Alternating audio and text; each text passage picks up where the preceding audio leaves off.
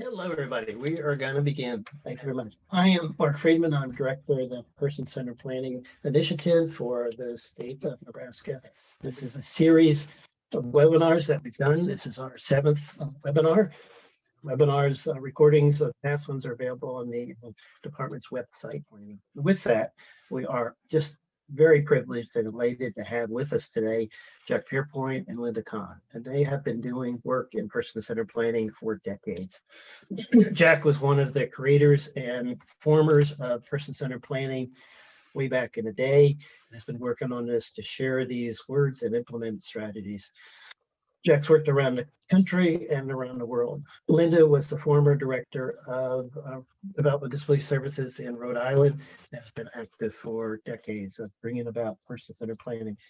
Today we have engaging in person-centered work and conversations that matter. And with that, I am just very pleased and privileged. And thank you, Jack and Lynda, for being with us. And I turn it over to you. You're on. Thank you.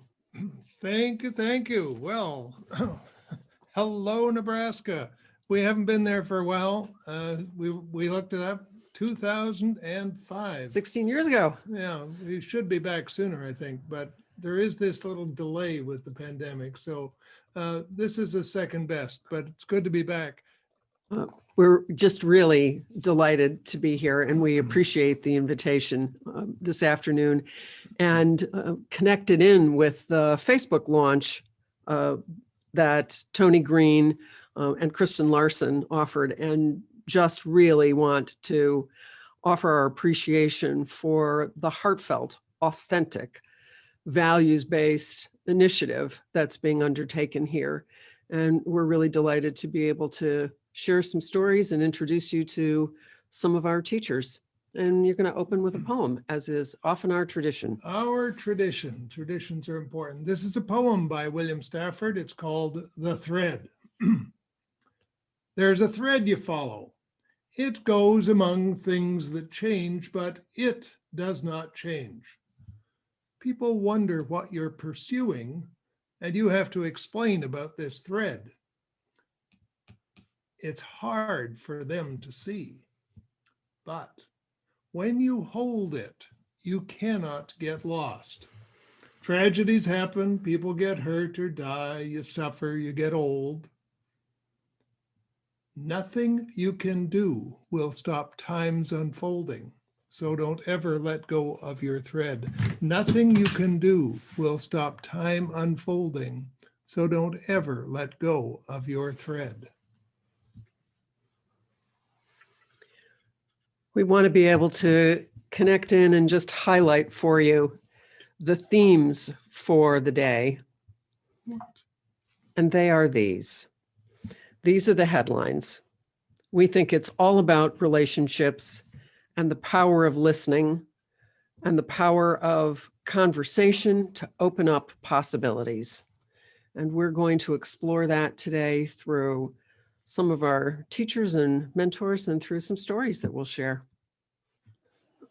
Our mission with you is to open possibilities for people by listening to their dreams, which will reveal what really matters and will disclose their gifts and capacities.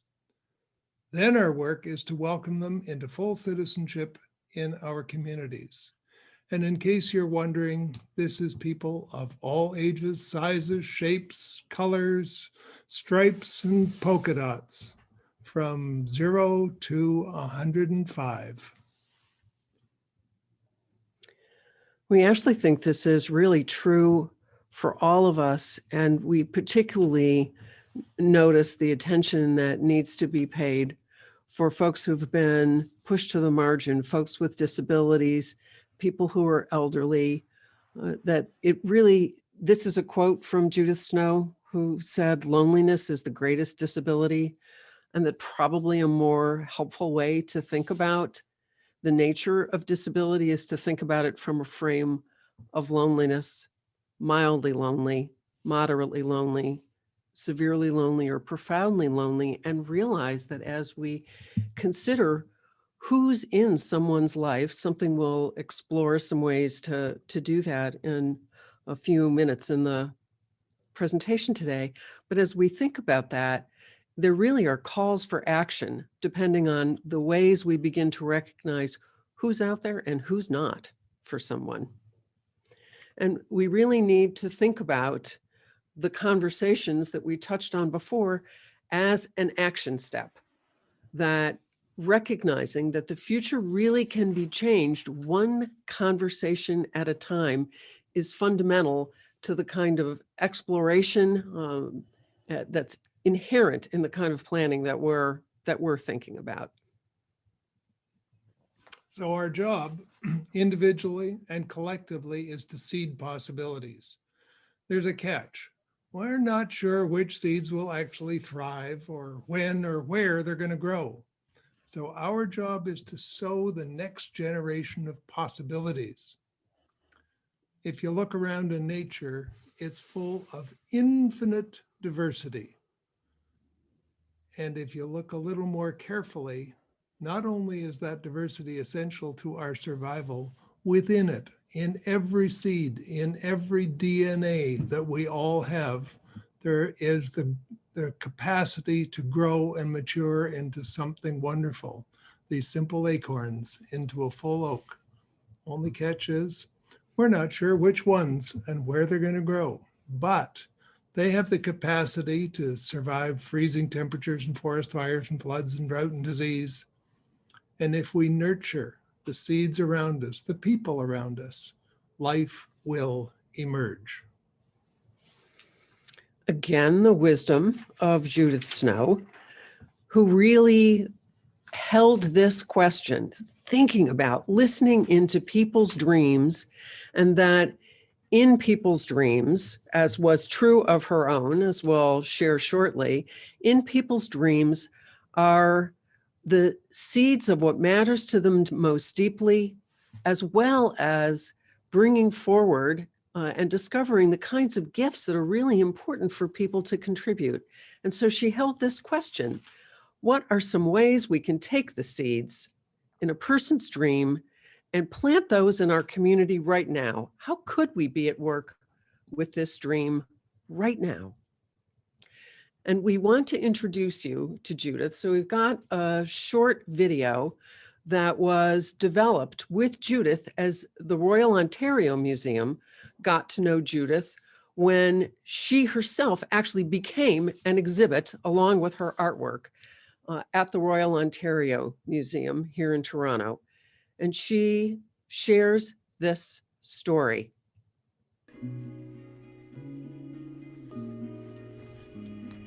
I was about 6, and I was with my dad. He was helping me get dressed for the morning. And he told me a story. He told me that he had heard on the radio that doctors in California were killing children with Down syndrome because they felt those babies could never grow up to have a life that was worth living.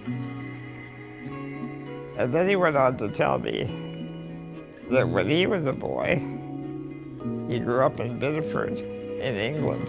And what they did then was they grew potatoes and they raised cows and sheep.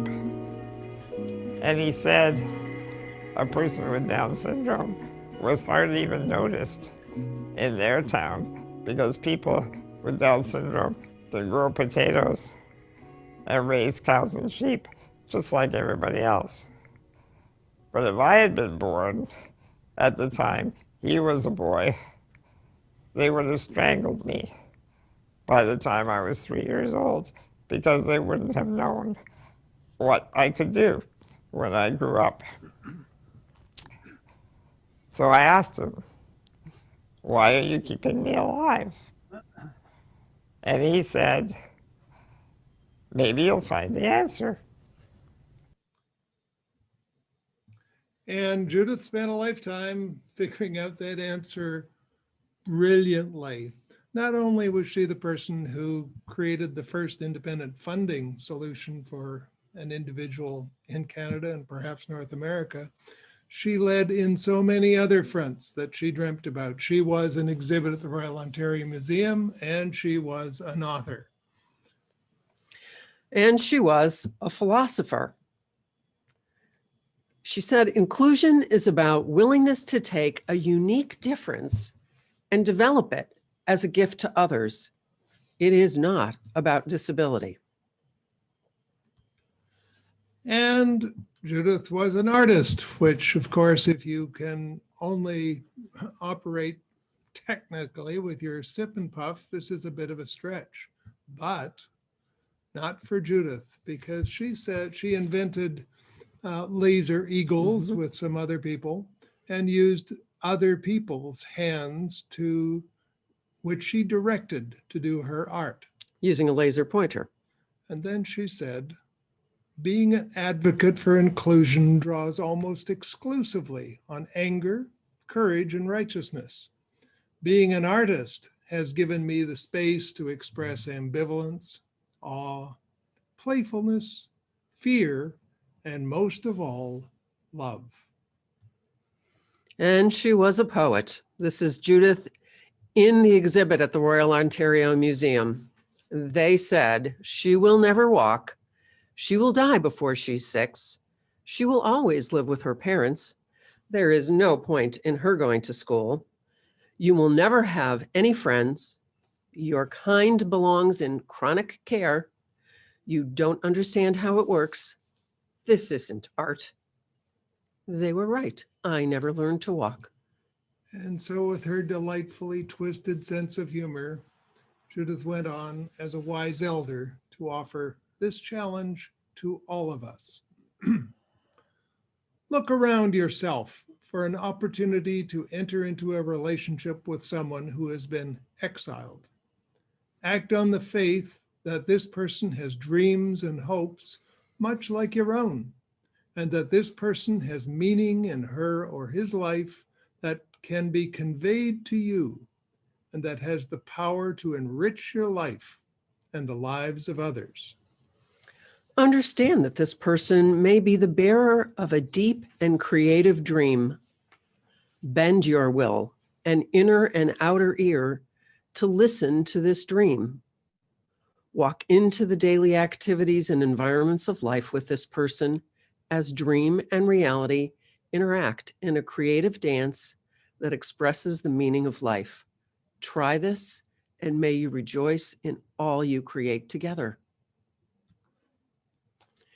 Judith Snow teaches us to listen for gifts, to listen into a person's vision and dream, and to invite that, and to appreciate that listening to dreams and vision gives us direction.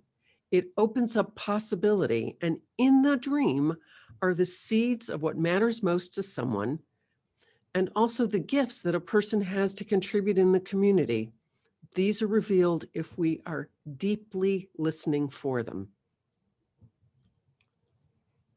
Now, in Judith's dream, which I was part of that original Joshua committee that rescued her from a nursing home, she eventually began telling us about her dream to be a truck driver, which of course had nothing to do with being a truck driver physically, as she was driving with your little electronic thumb or a sip and puff, likely not the best plan. But in the seeds was the possibility and the direction for everything. And then again, Judith being Judith, later on, she bought a motorcycle trailer and adapted it because she could drive in, lower the ramp at the back and drive in, and then traveled around the states and provinces. So her truck became a lorry, and who knows? Any dream becomes possible.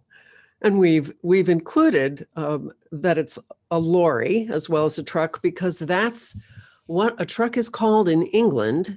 And we are going to share a story of the way in which Judith inspired a man whose name is Edward Charters, who you'll meet in this story, and his mother, Vanessa, as she reflects on what was opened up because of listening to Judith.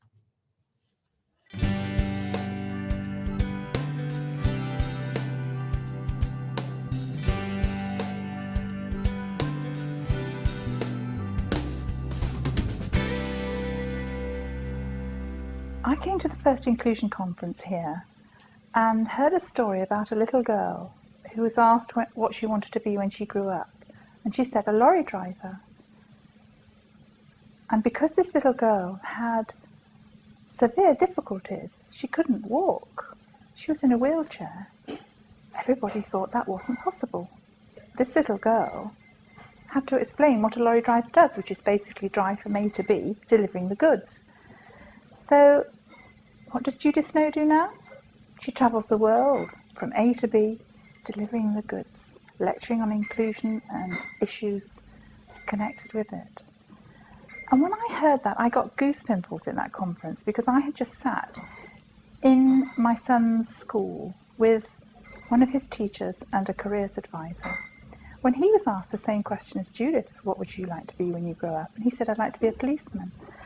And he was told straight away that that wouldn't be possible. He wasn't intelligent enough to be a policeman. And in that one sentence, not only was his dreams shattered, his reason for working hard at school was removed. And I now realise that you have to listen to what people are saying and unpack it, because what my son meant by wanting to be a policeman was he wanted to wear a uniform, he wanted to work with people, and he wanted to be in service. Well, actually, my son's now living his dream, because he always said he wanted to own his own business, and nobody really believed him, but he's so determined and he's made it happen. He has his own business, Personal Butler Services, and he's a butler and a chauffeur for everybody, including people with different needs. So his vehicle is adapted with a ramp and a winch, and he can help and serve everybody. It's just the same as wanting to be a policeman. It's the same issues. People didn't listen and unpack what he really wanted to be. A couple of weeks ago, we were telephoned by the organiser of this conference, Derek Wilson, to see if Edward, his business, could collect a lady called Judith Snow and bring her from the south to the conference. This Judith Snow had wanted to be a lorry driver when she was little, and I suddenly realised that this Judith Snow was this person I'd heard at that first inclusion conference, the person who'd made me realise that people can achieve their dreams, and that when my son said, I want to be and I want to do, I had to listen and totally believe in him. So I learnt that from Judith, and I learnt to believe in my son, and he ends up driving Judith Snow to this inclusion conference, and I've just met Judith Snow.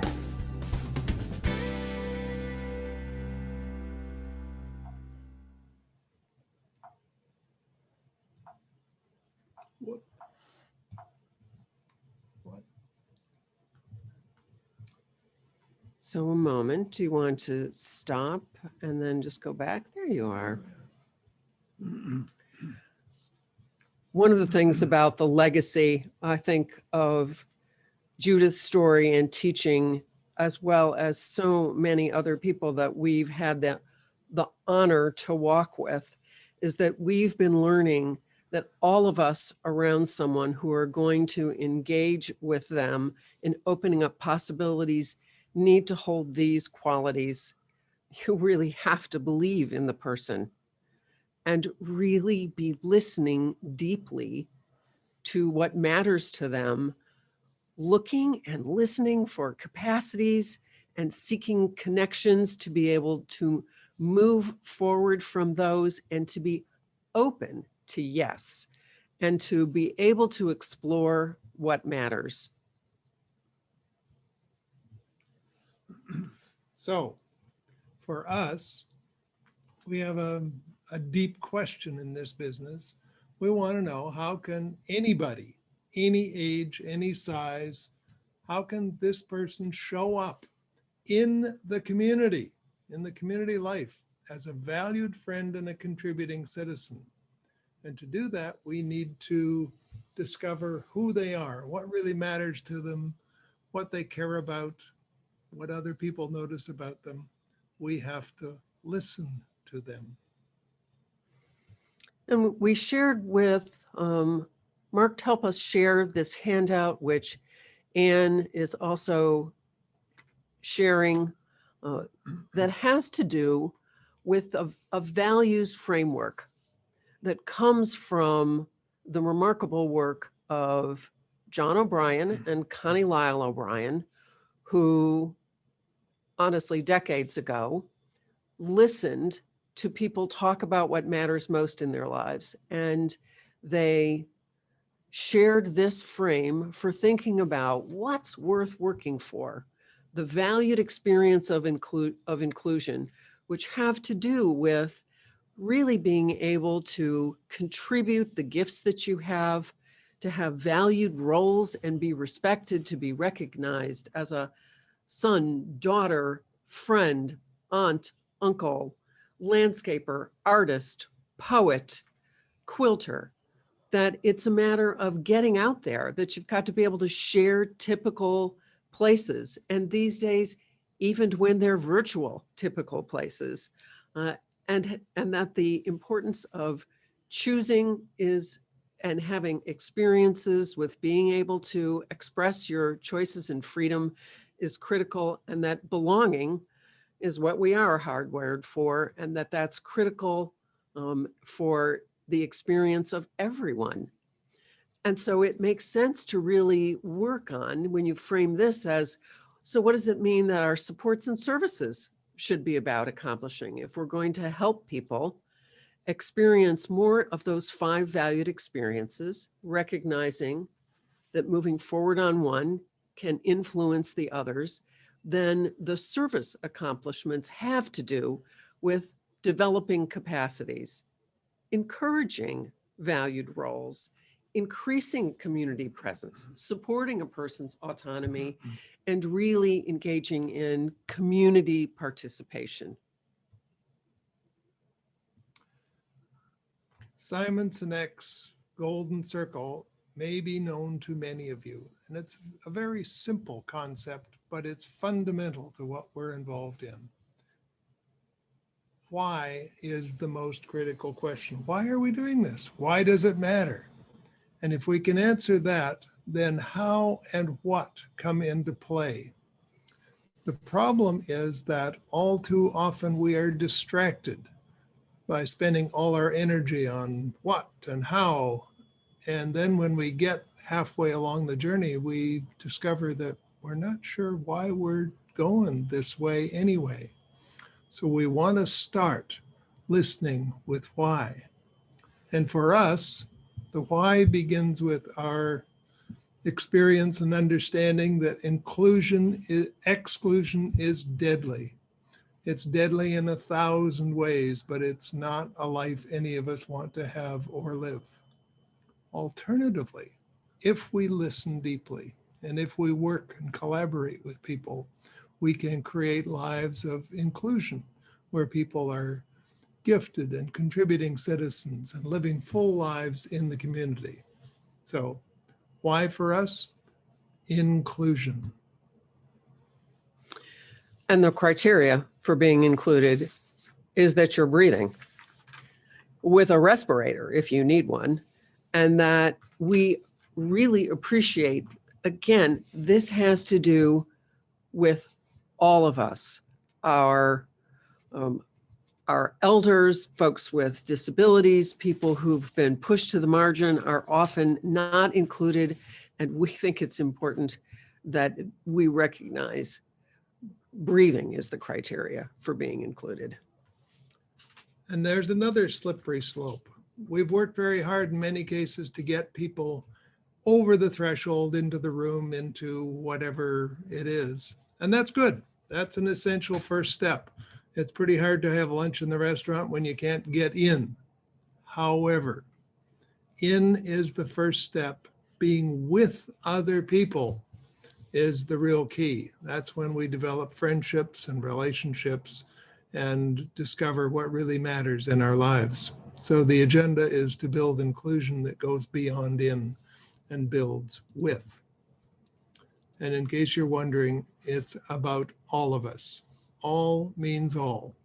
No exceptions, no buts, all. That means it's hard work, but all does mean all. And we've learned some other things that might be helpful as you're on this pretty busy journey. We learned them scuba diving. So if you're a scuba diver, you know that you never dive alone. You always have a buddy. It's a matter of survival. Your safety depends on it. Never dive alone. That means above ground, don't go to a meeting alone. Don't do anything alone. Take someone with you. And the emergency rules are applicable, I've found, in many circumstances. You've got to be able to, at times, find you need to stop and breathe. Think about what you're doing and your intentions and how you want to be, and then act.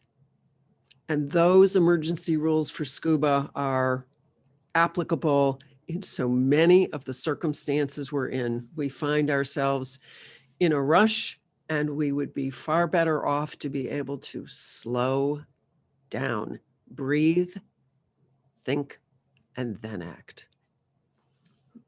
There's other wisdom. Musashi was a samurai warrior, and put simply, the wisdom is practice day and night until sword becomes no sword and intention becomes no intention. That's to become a master. In this work, the mastery we need is to listen deeply. We have to be masterful at holding questions, open questions for people that invite conversation and understanding and begin that search for gifts and capacities. And then we have to be clear and make clear agreements so we don't disappoint one another. It's important that we understand what we're agreeing to and what we're not agreeing to. We wanted to take a moment and unpack a little bit more about the qualities of listening and listening deeply. And we've noticed that there really are layers to this and levels. And one at times is that it's important to notice when we're actually pretending to listen, that we are really so busy thinking about what we have to say or not attending at all, or downloading what we already are thinking ourselves, that we are pretending or ignoring when we're listening, or we're selectively listening for only the things that either agree with our point of view, or we can't hear the agreement because we're selecting to listen to those points that we want to debate. Then there's more engaged, active listening, where we are listening with a more open mind and open heart, with empathy. And when we're at our very best, we're listening with profound or generative listening. That's when we've opened our will and let go so that some future and new possibility really can come. The most basic and powerful way to connect to another person is to listen. Just listen. Perhaps the most important thing we ever give each other is our attention. A loving silence often has far more power to heal and to connect than the most well-intentioned words. Famous author Covey, very simple instruction. Most people do not listen with the intent to understand. They listen with the intent to reply. We want to encourage all of us all the time to listen, to understand. And there was a young woman in Toronto who you'll see her in a moment, we hope. And remarkably, we were told that, she wasn't doing too well with reading and writing. But when we listened in, we discovered that she'd been taking literacy classes for actually years. and was too embarrassed, didn't want to embarrass these wonderful, helpful people. So she didn't tell them that she was literate in English and Portuguese, but she was too kind to tell us. There we are. Leslie White had an opportunity to receive person-directed planning through Plan Toronto. The process involved gathering a group of people who knew her to help her discover and develop new connections and new opportunities to participate and share her gifts throughout her community. Leslie is a young adult who has always been involved with her church. She has a very strong faith, and she's also occasionally gone to a convent where she has gone for retreats. But always she has gone with her mom, and she's always been known in those settings as Barbara's daughter. And people really didn't know what her interests were, or what her passions were, or what her dreams for the future were. So we actually gathered together a group of people around Leslie for a planning session. Some of the people were from the church, some were neighbors, some connected to the convent, and began to really explore who she is as an individual. With Leslie's guidance, the group discovered a young woman who was creative, spiritual, helpful, and gentle. They learned she loved music, dancing, cooking, and rug hooking. From that, all kinds of possibilities came forward. She became more involved in the church, but she would be involved with other people without her mom being present. Things that she would help make the crosses at Easter out of the palms. She started dancing in the church. She's a liturgical dancer, so they were inviting her to dance. Not just necessarily in a group, but also as an individual. And that led to other opportunities. I think the most exciting thing that came out of it is that Leslie eventually, over a period of time where the group came together and helped facilitate this, became an associate for the Sisters of St. John the Divine at the convent. So now when she goes to the convent, she goes as Leslie. And they make sure that she dances during their services, and that she plays a vital role there on her own. She is seen as the beautiful person that she is. And to me, that's an example of what magical things happen when people who care about you come together and brainstorm ways of you living out the life that you were meant to live. And so that the convent and the church are far richer for having Leslie now contributing the way she does.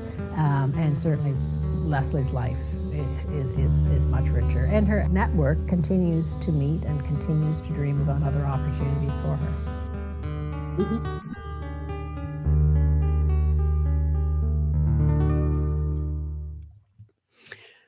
Well, one of the things that was pretty intriguing in meeting Leslie, and you saw there the people that came together to plan with her, was that I was speaking with her in advance of the meeting, and I had actually been informed that she didn't have literacy skills. I thought, meet the person first. Let's not necessarily only attend to the record. I put the relationship map up on the wall, and I planned to record it for her as she told me where to put people. But in holding out this basket of markers, you see Leslie there putting people on the map. She's putting people that she knows in that third circle at the time you see this, that she knew and was connected to through Children's Aid and through the Spirit Mover dancers. So this was a piece of preparation in getting to know Leslie. And you see Leslie standing there.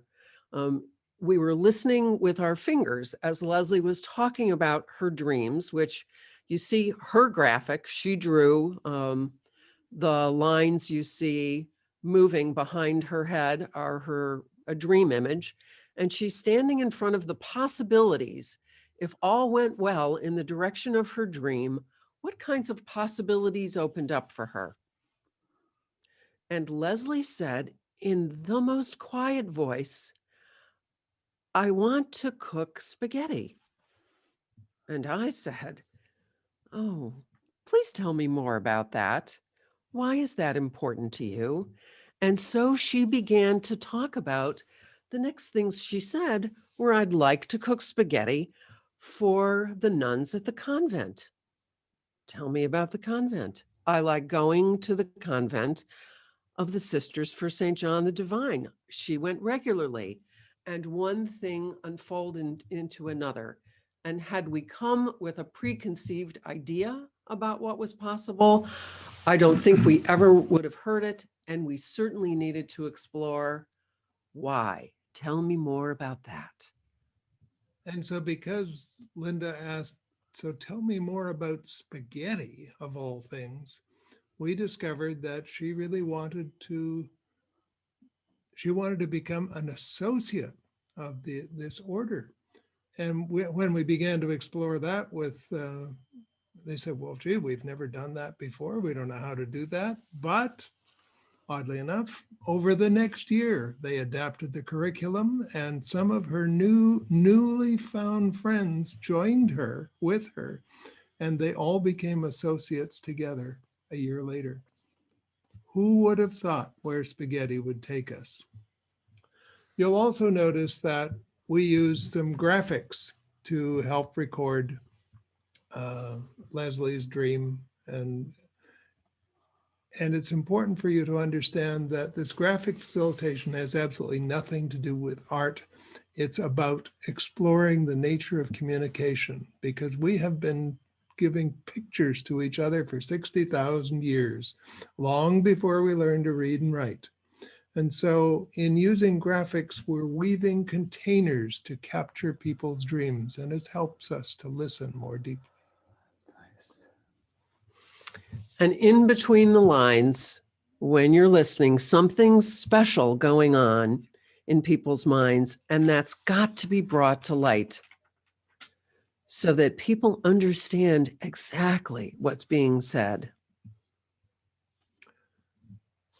You may have seen this before, but it's the kind of slide and memory that drives us and is a constant reminder when we think about listening. This is Christine Mayer, who went through 29 group homes before someone finally listened to her. And when they listened, she chilled. And this is what she told us. If you're going to work with me, you have to listen to me. And you can't just listen with your ears because it'll go to your head too fast. You have to listen with your whole body.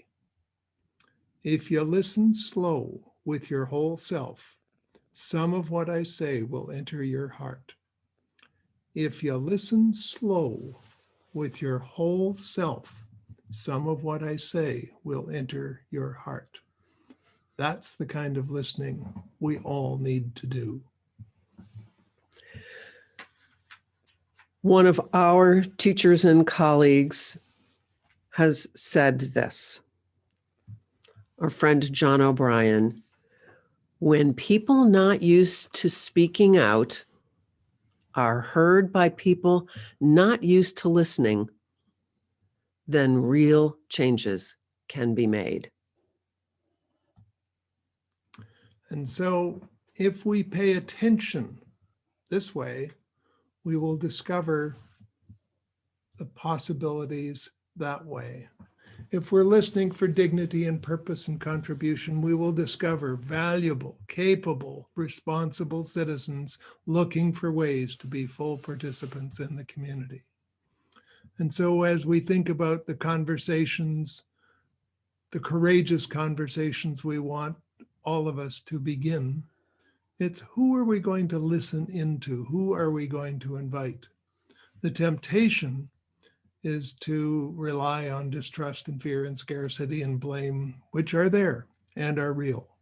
But if we instead think about hospitality and capacity and generosity and accountability as the people we want to invite, the capacities we want to listen for, distrust, fear, and scarcity and blame begin to disappear.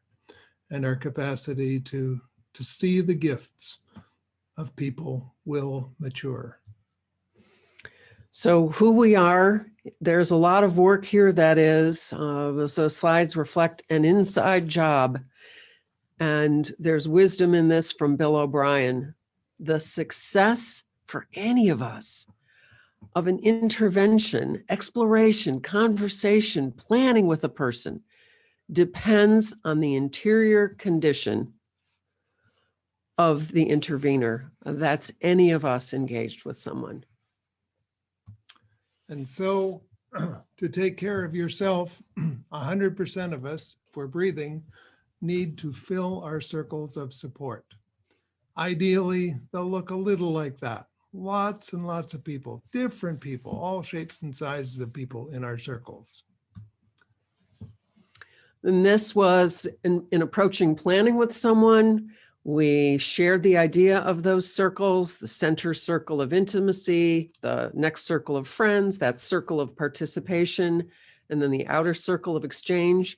And folks started to fill in who's in someone's life. And it was from really appreciating that as people spent time with someone that we began to get an idea about who to invite, and then who to invite the next time, and whose name do you want to know and learn so you can engage with them. And it's a very simple secret because all of us can do this. You don't have to be everyone's best friend. You don't have to do everything for everyone, but 100% of us can begin to invite people into the third circle, the circle of participation.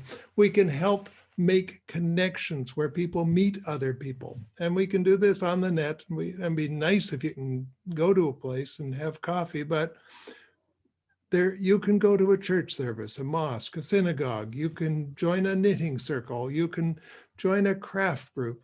You can play bingo. You can do almost anything on the net and make new relationships and renew old relationships in that third circle. With the capacity of the internet and Zoom, you can renew familial and friendly relationships from decades past that are geographically too diverse to be possible. But now we can do it in the morning with a few electrons. Fill that third circle. We think it is important to see the people we're walking with, the folks with disabilities, the elders, in the fullness of who they are in all their gifts, and appreciating all of their story without being certain that we actually know and have the answers about what's possible for someone. And so we need to keep this in mind. Don't establish the boundaries first, the squares, triangles, boxes of preconceived possibility, and then pour life into them, trimming off leftover edges, ending potential.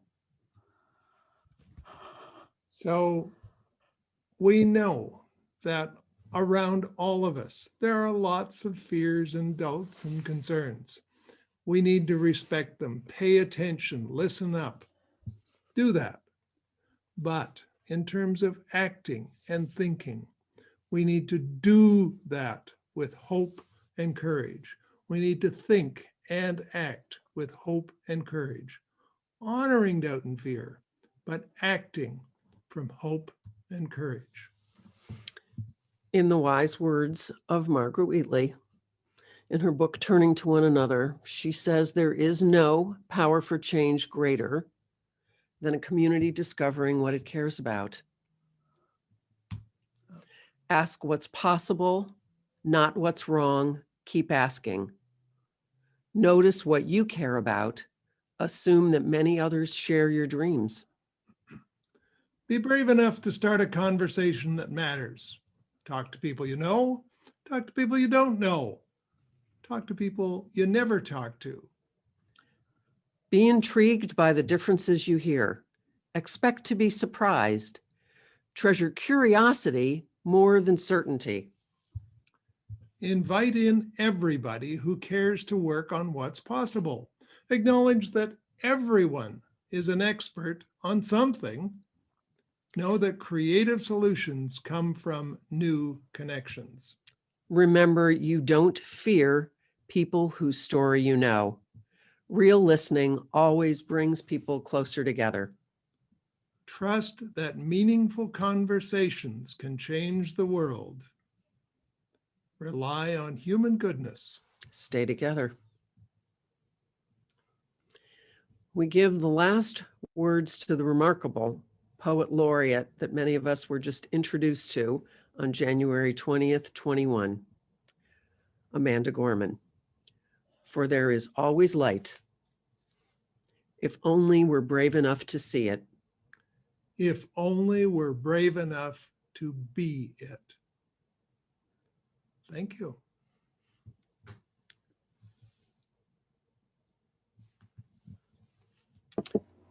Okay. We'd love Hello, to everybody. hear what's bubbling up.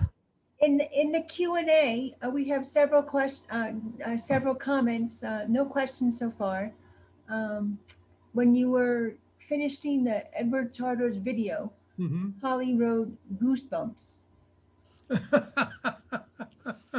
Yeah, that's good.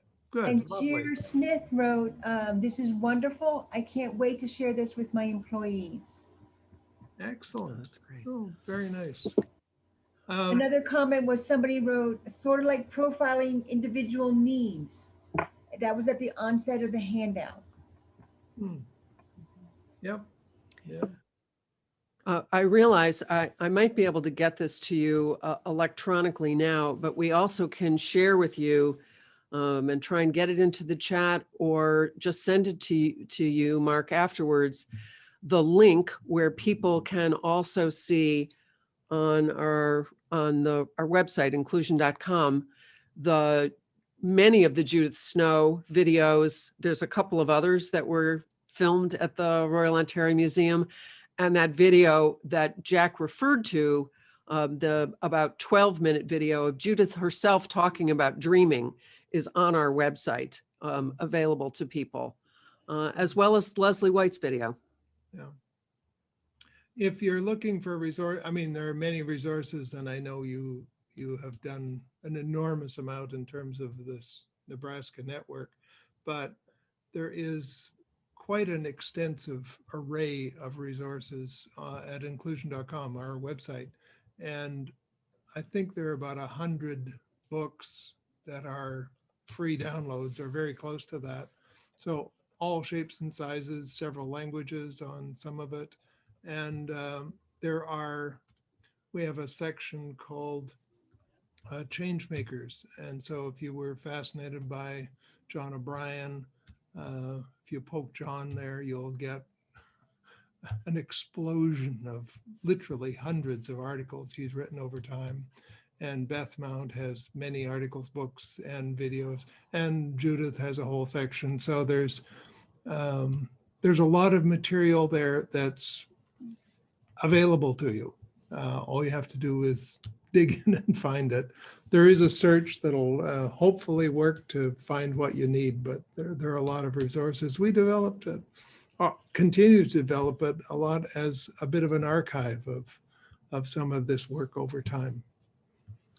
Speaking of digging, somebody wrote in a comment, "In autobiography writing and peer support, we prove that what you have shared, amazing what comes when people share their dreams."